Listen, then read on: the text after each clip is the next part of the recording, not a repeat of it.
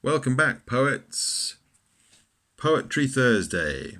We're in the middle of writing our sestain. We showed you it yesterday, and it read through like this. She stood in the middle of the kitchen. Are you hungry? Asked her mum. Nod, nod, nod went the head of the child. They both spotted a robin outside of the window. A silly song sang out on the radio. They both began to laugh. The room filled with that laugh. Their giggles filled every corner of the kitchen. But then the news began on the radio and caught the attention of the mum. Sun filtering in through the window warmed the smiling face of the child. An idea popped into the head of the child and stopped her laugh. It was a cat she now saw through the window, a cat stalking a robin outside the kitchen. She wanted to warn her mum, but she was lost in the news on the radio.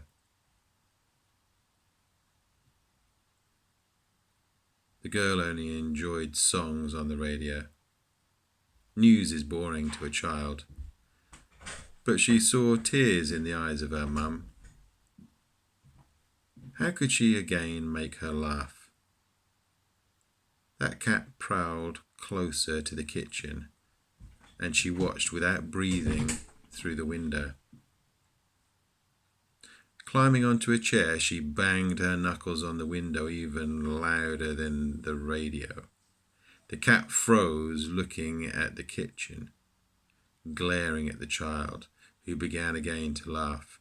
The robin flew away. It escaped, Mum. Mum? She pointed out the window, but like the robin, something else had flown. Her laugh. It was terrible news on the radio. She couldn't understand it all. She was only a child, but she could tell from her mother's face there in the kitchen. So, that's a sestain. 6 lines per stanza and 6 stanzas. And reading it through is really important because I've noticed one tiny word that I would like to change. And it's in this stanza here. It was a cat she now saw through the window, a cat stalking. We've already talked about the robin once, so I'm going to change it from a robin to the robin.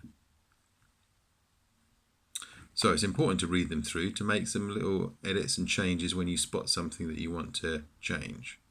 So we've written yesterday stanza number 1, and you'll have 6 words, 1 from the end of each of those lines.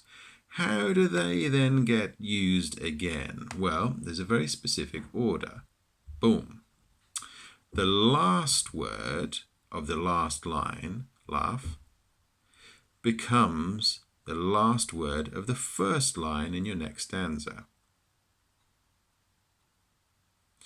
Then you go for kitchen, then you go down here for radio, and then you go up here for mum,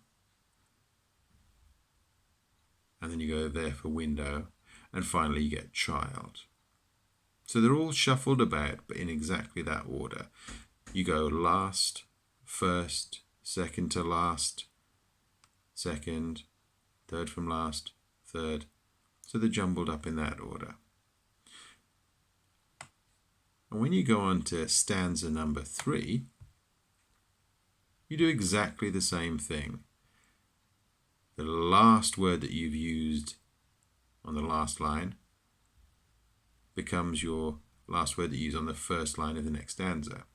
So again, you go last word there, child, then laugh becomes the next one, then window goes there, then radio,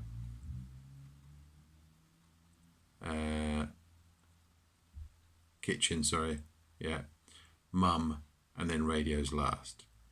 So let's see if I really managed to do that. In my second stanza, I should end up with laugh, kitchen, radio, mum, window. Did I manage to get it in the right order? That's my first stanza. There's the second one. Laugh, kitchen, radio, mum, window, child.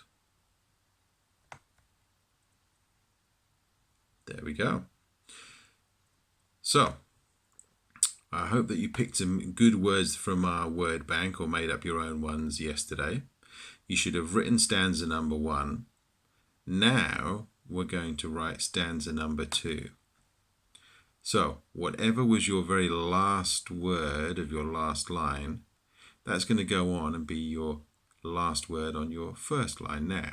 Of course, you won't have kitchen, mum, child, window, radio, laugh. You'll have your own words, but they still follow this same pattern. The last word that you've used, take that, and then go to the last word on your first line and do that next, and jumble them up like that.